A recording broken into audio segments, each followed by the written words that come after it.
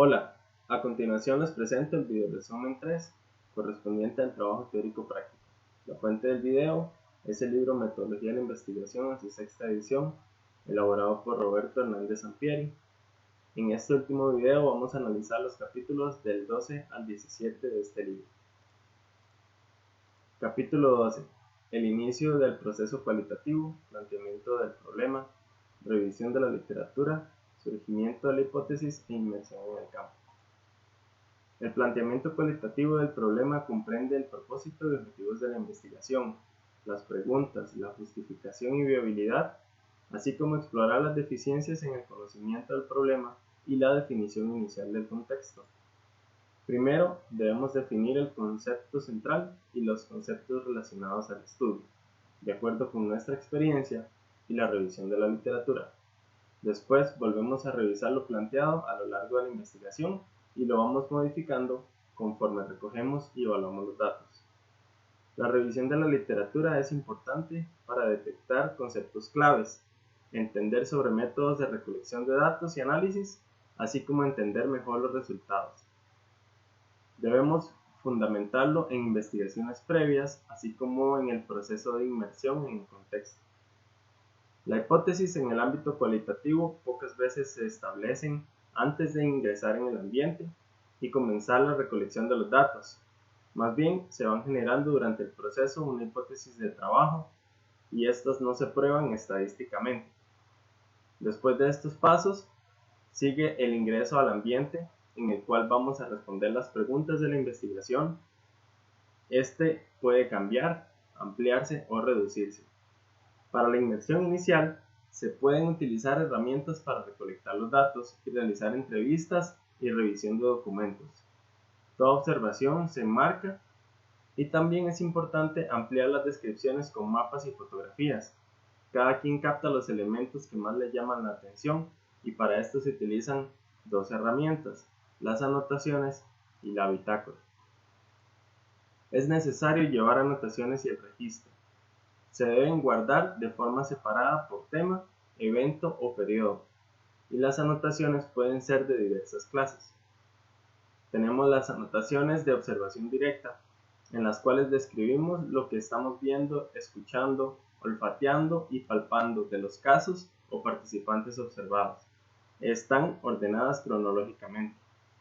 Luego tenemos las anotaciones interpretativas, las cuales son comentarios de los hechos.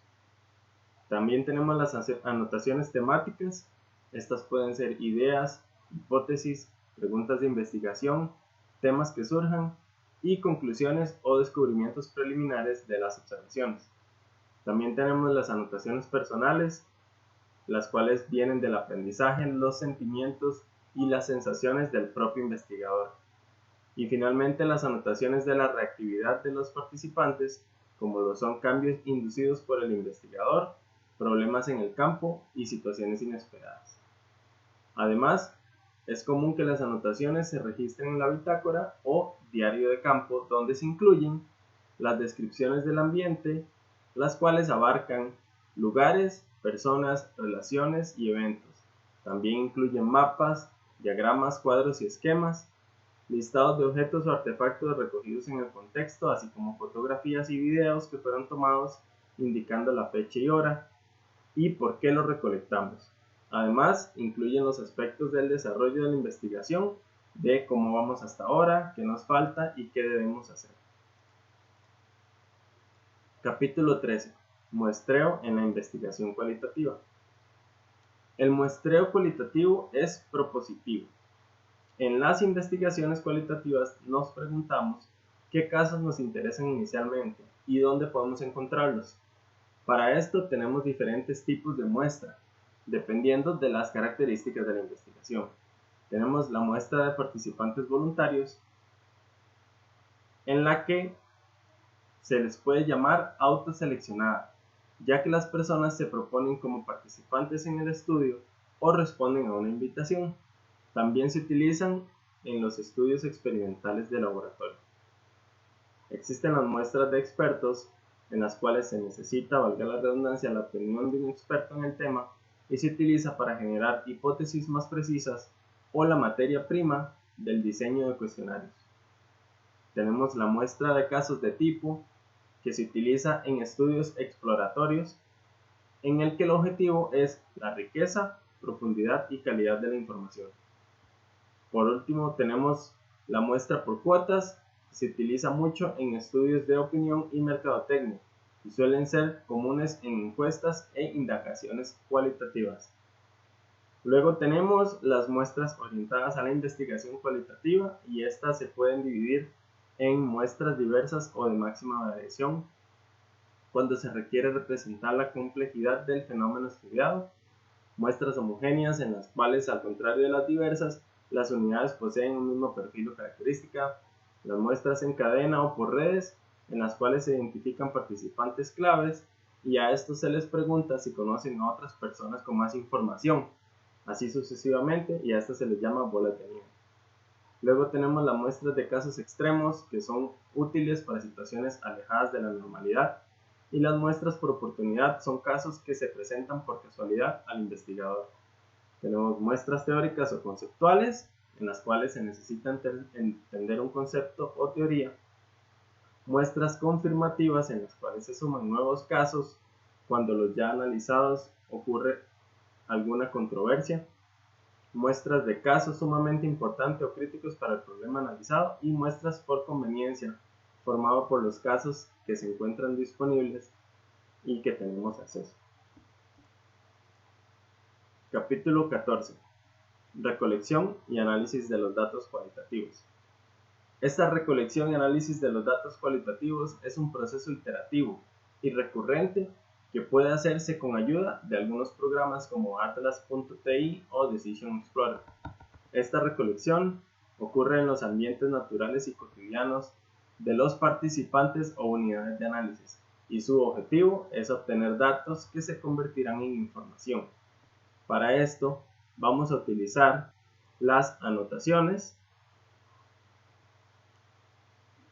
y bitácora de campo, en el cual se debe evitar que el investigador influya en los resultados; la observación, cuyo propósito es explorar, comprender y describir lo vivido por el investigador. Vamos a realizar entrevistas, que estas deben ser abiertas y flexibles.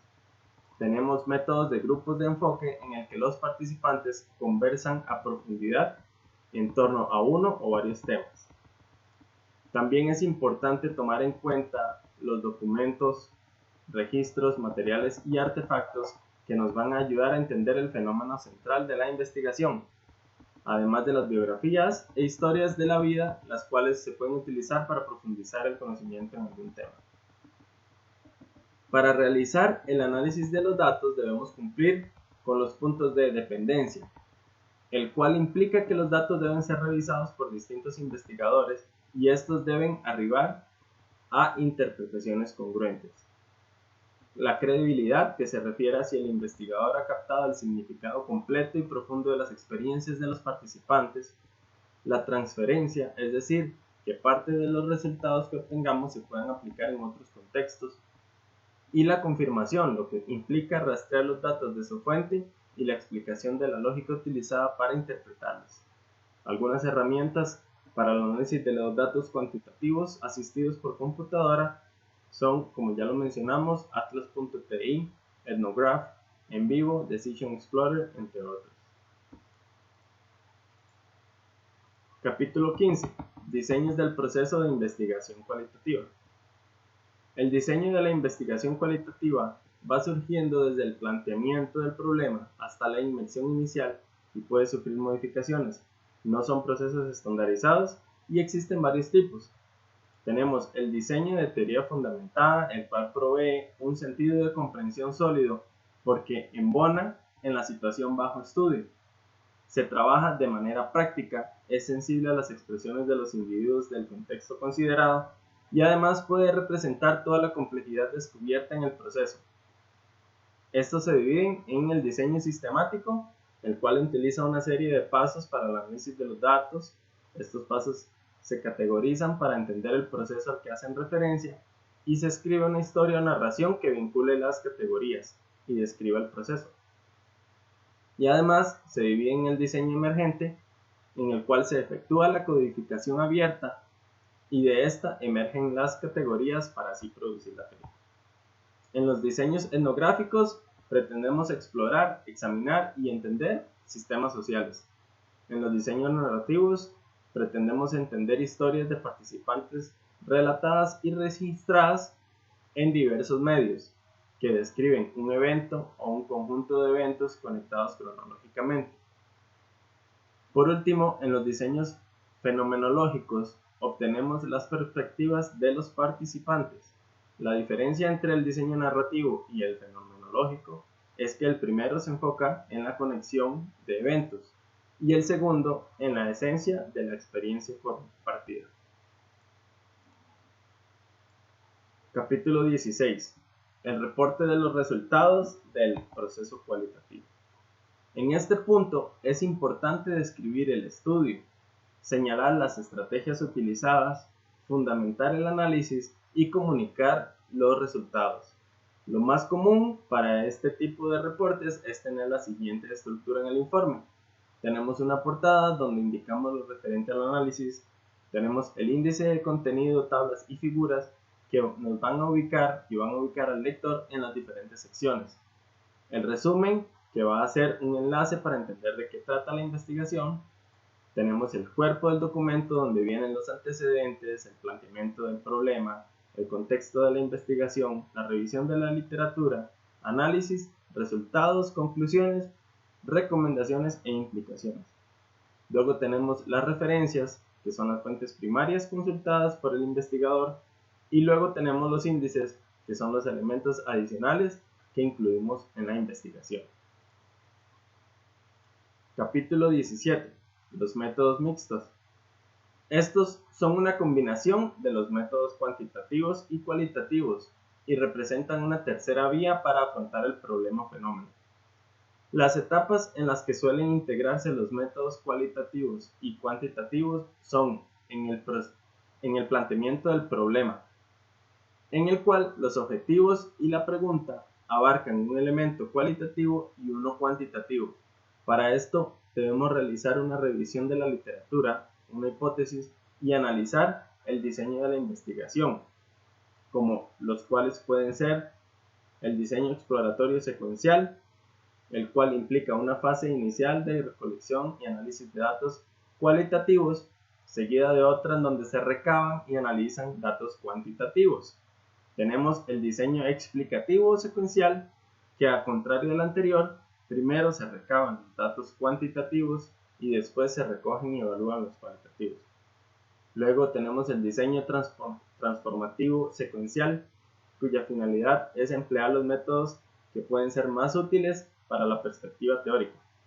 El diseño de triangulación concurrente, el cual es el más popular y pretende confirmar o corroborar los resultados y efectuar validación cruzada entre datos cuantitativos y cualitativos. Tenemos el diseño anidado, en el que se recolectan datos cuantitativos y cualitativos, pero a diferencia del anterior, uno de los métodos anteriores es el predominante y guía el proyecto. El diseño anidado concurrente de varios niveles, en el que se recolectan datos cuantitativos y cualitativos, pero a diversos niveles. Diseño transformativo concurrente, cuya finalidad es hacer converger la información cuantitativa y cualitativa, ya sea anidándola, conectándola o haciéndola confluir. Y el diseño de integración múltiple, que implica la mezcla más completa entre los métodos cuantitativo y cualitativo y es sumamente itinerante. Luego tenemos el muestreo, que implica un intercambio entre las posibilidades de la generalización externa y la transferencia. También tenemos la recolección de datos, en el cual el investigador debe decidir los tipos específicos de datos cuantitativos y cualitativos que habrán de ser recolectados. Luego tenemos en los procedimientos de análisis o interpretación de los datos. Para los métodos mixtos, el investigador confía en los procedimientos estandarizados y cuantitativos, así como los cualitativos. Y finalmente, en los resultados, donde normalmente tenemos los tres tipos de inferencias: las cuantitativas, las cualitativas y las mixtas. Espero que los conceptos de estos capítulos hayan quedado claros. Muchas gracias.